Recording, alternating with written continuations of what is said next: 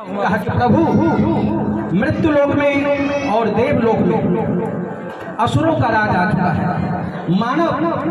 मानव ही नहीं, देवता भी हाहाकार मचाने लगे, त्राही माम करने लगे हैं और स्वर्ग पर दैत्यों का अधिपति हो चुका है। राजू तब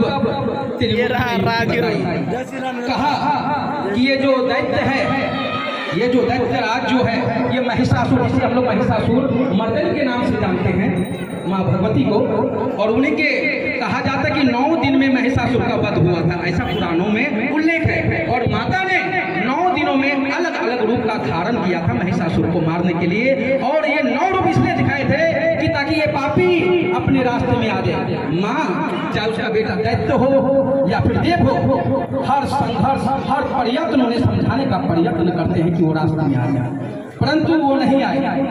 तब देवताओं ने युक्ति बताई, त्रिमूर्तियों ने युक्ति बताई, और उन्होंने कहा कि एक कुमारी कन्या के हाथों दैत्यों का स्पीकर भाई सुबोध सर, तभी वो मरेगा महिषासुर नामक राक्षस। बगल में असुतोष। तब सभी देवताओं ने संगठित होकर, देखिए संगठन में कितना पावर है, this is the powerful that unity है, संगठन में इतना पावर है। सभी देवताओं ने एकत्रित होकर अपने तेज को समाहित किया। क्या किया? अपने तेज को समाहित करके संगठित किया, और उस तेज से माँ देवी का रूप प्रारूप तैयार हुआ, भव्य आदि शक्ति तैयार हुआ, जिन्हें हम लोग दुर्गा के नाम से भी जानते हैं, माँ भवानी के नाम से जानते हैं, जिन्हें शैलपुत्री के नाम से जानते हैं, जिन्हें ब्रह्मचारिणी के नाम से जानते हैं, जिन्हें चंद्रघंटा के नाम से जानते हैं, जिसे कुष्मांडा के नाम से जानते हैं, जिसे स्कंद माता के नाम से जानते हैं, जिन्हें कालरात्रि के नाम से जानते हैं, जिनको कात्यायनी के नाम से जानते हैं, जिन्हें महागौरी के नाम से जानते हैं, और जिन्हें सिद्धिदात्री के नाम से जानते हैं, वह भगवती।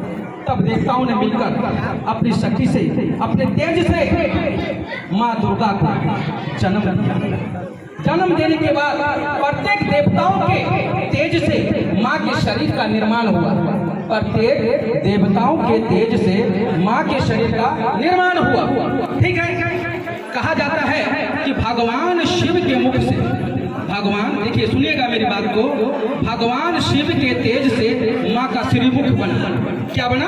माँ का श्रीमुख, मुखमंडल बना। ठीक है, और भगवान श्री हरि के तेज से माँ का भुजाएं बने। ये शक्तिशाली जो भुजाएं हैं भगवान श्री हरि के तेज से, और ब्रह्मा जी के तेज से माँ के दोनों चरण पादुका बने, और यमराज के तेज से माँ के मस्तक और केश बने। ध्यान देने वाली बातें हैं, ये शायद हम लोग नहीं जानते हैं। तो यमराज के तेज से माँ के मस्तक और केश बने, और वरुण के तेज से माँ के जांघे, समझे सर? वरुण के तेज से माँ के जांघे बने, और पृथ्वी के तेज से माँ के नितंब, और इंद्र के तेज से माँ के कमर बने। समझे सर? इंद्र के तेज से माँ के कमर बने, और सूर्य के तेज से माँ के पैरों की उंगलियां निर्मित हुई, और प्रजापति के तेज से सारे दंत बने। सुनने का विषय है। और अग्नि के तेज से माँ के दोनों नेत्र, कहते ना अग्नि त्रिनेत्र, इसको जैसे हम माँ को, भगवती को त्रिनेत्र जानते हैं, उनकी जो नेत्र है अग्नि के समान प्रज्वलित है, तभी तो हम उन्हें माँ भगवती, दुर्गा, चामुंडा, नाना प्रकार के नामों से हम उन्हें जानते हैं। तो अग्नि के तेज से माँ के दोनों आंखें, और वायु के तेज से माँ के कान, और क्या नाम कहते हैं, नाक बने। वायु के तेज से माँ के कान और नाक बने, ये सुनने का विषय। और अन्य देवताओं के तेज से माँ के भिन्न भिन्न अंग बने, और फिर देवताओं ने माता को शस्त्र अस्त्र दिए ताकि दैत्यों का संहार कैसे किया जाए, क्योंकि वो तो बहुत प्रबल शक्तिशाली है। उन्होंने तपस्या कर, उन्हें इतना घोर तपस्या की कि त्रिदेवताओं को विवश करके इतनी शक्ति संगठित कर ली कि उन्हें मार पाना अत्यंत कठिन कार्य था।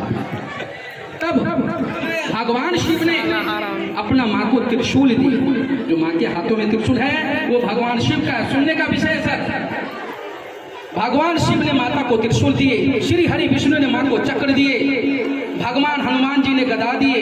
सुनने का विषय है, क्योंकि हम लोग इससे वंचित रह जाते हैं। भगवान हनुमान जी ने उन्हें गदा दिए, प्रभु श्री राम ने धनुष दिए, और अग्निदेव ने बाणों से भरे धरकश दिए, और प्रजापति ने स्फाटिक मणियों की माला दी। माँ के हाथ में माला है। माँ लक्ष्मी ने उन्हें कमल का फूल दिए। वरुण देव ने दिव्य शंख दिए, सुनने का विषय, वरुण देव ने दिव्य शंख दिए और शेषनाग ने मणियों से सुशोभित शेषनाग दिए और यमराज ने पास दिए। देखते हैं प्राणों को हरण कर लेते हैं यमराज, पास भेजते हैं तो, है कि नहीं। तो ये जो अस्त्र और शस्त्र जो माँ ने अपने 18 भुजाओं में धारण की, 9 दिनी 18 भुजाओं ने माँ भगवती आदि शक्ति, जिन्हें हम आदि भवानी के नाम से भी जानते हैं, और उन्हीं आदि भवानी ने ही ब्रह्मा विष्णु को भी जन्म दिए। इसलिए इसको क्या कहा जाता है, जगत जननी। माँ भगवती जो है जगत जननी है, ये सृष्टि का कारक है, तीनों लोगों की उत्पत्ति है, समूल ब्रह्मांड की शक्ति है। ये ऐसी तेज प्रभा और दिव्य प्रज्वलित शक्ति है। इसलिए हम लोग अपने माँ बहनों को देवी के नाम से जानते हैं, इसे हम लोग से देवी कहते हैं, और जैसे धर्म में नहीं है। तो ये सोचने का विषय है कि आपको अपने धर्म के विषय में ज्ञान होना चाहिए। आप जिस देवी की पूजा कर रहे हैं उस देवी के विषय में जानना चाहिए। इसलिए हम लोग अपने माँ बहनों को चामुंडा, दुर्गा, नाना प्रकार के नाम से हम लोग अलंकृत करते हैं। जो संस्कारी व्यक्ति होंगे, जो धर्म, वेदों और वेदांत के ज्ञान रखते होंगे, कहीं ना कहीं वो अपने माँ बाप, अपने भाइयों, अपने बहनों को बड़े संस्कार से और संस्कार सूचक शब्दों से, उसे सम्मान से बुलाते हैं। इसलिए हम लोग माताओं को माता कह के बुलाते हैं। और इसलिए जब उस कुंवारी कन्या की शादी हो जाते हैं तो उनके नाम के आगे हम देवी लगा देते हैं, क्योंकि वह जो है शक्ति का पूरक हो जाता है। किसका पूरक हो जाता है? शक्ति का पूरक, जिसे हम लोग अर्धनारीश्वर कहते हैं। भगवान शिव का एक रूप है अर्धनारीश्वर, है कि नहीं? अर्धनारीश्वर जब स्त्री पुरुष एक हो जाता है तो शिव रूप हो जाता है, इसलिए उसके आगे हम लोग देवी लगाते हैं। तो हमारी जो सनातन संस्कृति है वो बहुत ही विशाल है और रहस्यमय है और समझने का विषय है। कहते कि सर्व मंगले मांगले शिवे सर्वार्थ साधिके शरण्य त्र्यंबके गौरी नारायणी नमोस्तुते। या देवी सर्वभूतेषु शक्ति रूपेण संस्थिता नमस्तस्यै नमस्तस्यै नमो नमो देवी नमो नमो।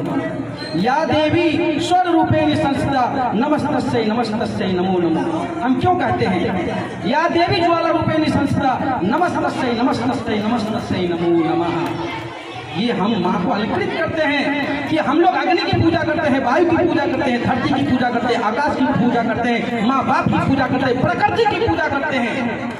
क्योंकि हमारे सनातन सभ्यता, जो हमारे सनातन धर्म है, हम सबको सम्मान देते हैं और सम्मान से बोलते हैं, है कि नहीं? यही हमारी सनातन परंपरा है।